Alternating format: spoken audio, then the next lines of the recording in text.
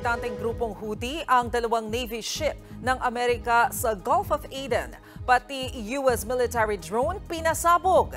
Sa inilabas na video, makikita ang pagtama ng Houthi missile sa US surveillance drone malapit sa pantalan sa Red Sea.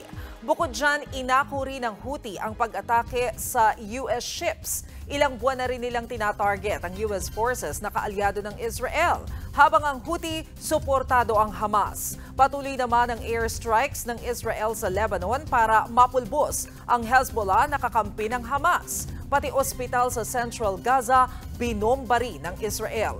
Daan-daan ang sugatan, kinailangan na ngang ilabas ang mga pasyente. Brownout naman sa iba pang ospital na napuruhan sa giyera sa Gaza. Hindi na rin makapag-opera ang mga doktor. Mga kapatid, may Los Baños po. Huwag magpahuli sa mga balita at impormasyong dapat ninyong malaman.